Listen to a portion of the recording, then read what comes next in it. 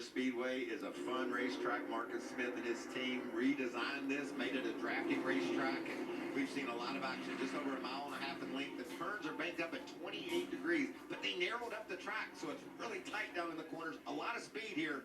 Can we see three-wide racing, or will they pan out and just be two-wide? It'll be some sort of... I hope it's two, because I'm not sure there's room for three, but let's take a look at our race analysis. 135 laps, 208 miles. You see stage 1 and 2, 30 laps each. A lot of the teams think they can run to the end of that second stage before they have to stop for fuel. That's going to be something we'll have to watch. They're going to have a few caution laps to do that. We know they're going to stop at least once in that final stage of 75 laps, and there you see our pit window. Let's hop on board with a couple of these truckers and see what kind of views we're going to have. They're both up toward the front. First one's Christian Eckes in the Napa Auto Care truck. Even think about it. He said, if I can find luck here, he did have that stage 2 win last year, he can find his 16th trucks victory. He's hungry. He also has 3 championships in those 540-something starts. He knows how to get it done. Well, we've got a lot of action coming your way. We will drop the green flag. Coming up next, live from Atlanta. Are here. The infield is packed. All 3 series are here. There they are on their feet. Daniel Dye, Tyler Ankrum will lead the field. Green flag is in the air. We are racing at Atlanta. A lot of questions we're going to answer in the first 10 or 15 laps. How will these trucks handle? Is a low line a fast way? What kind of run can you get on the outside? As you see Majeski moving up. Excuse me, that's Eckes getting up to the top side, leaving those guys on the bottom to fight for themselves. So Majeski out front there in the 98 truck. He went to the top, and Eckes followed right with him. Uh-oh, look at the bottom. Who's coming in the 7 truck? That's Kyle Busch. I loved your points about, you qualify fast, but what does that mean for your race truck at the start of this thing and the handling? So we'll see quickly who's got a good handling truck. Kyle Busch going for the I like lead. the versatility they're showing there with the Ankrum truck. He was low, then he went high. You've got to be able to move around to control the race. A lot of the talk in the garage was they really felt like the top was going to be the way to go, at least maybe halfway through the race. But let's see if Kyle Busch can change it. And he's got some help down there. He said nobody really stayed down there. What a save. Connor Jones in the 66 got super high. I don't know if he touched the wall, but it sure was close.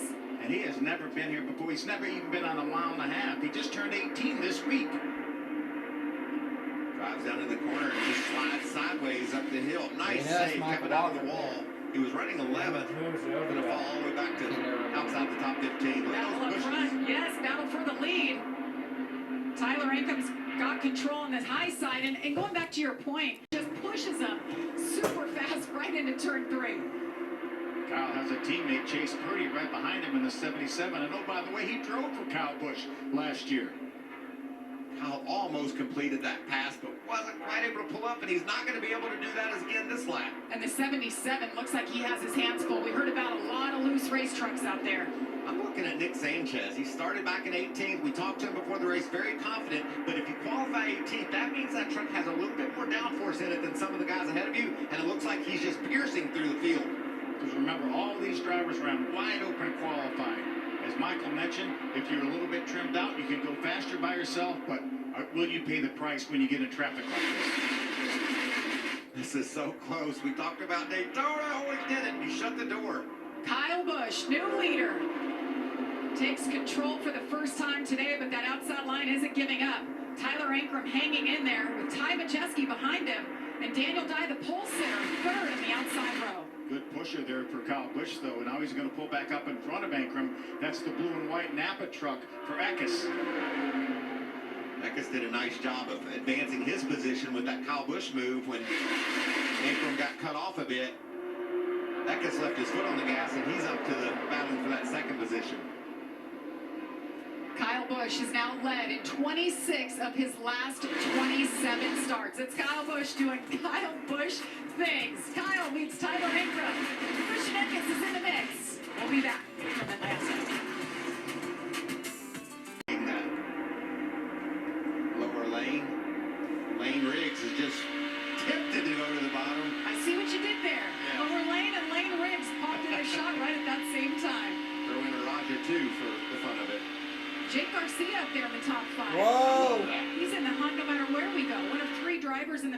the way, from Georgia. But look at this game. Is Majeski laying off of Eckes to try to get that big draft in the run to come to the stage win? He had a run on him, but he didn't take advantage of it. Stayed right in line. This is what's so great about stage racing. They're racing like it's the end of the race, but there are points on the line.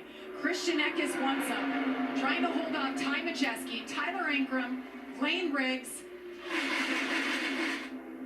Majeski drifts up. It's going to open the bottom for Christian Ankrum. Eckes, he is led so far, and he takes it.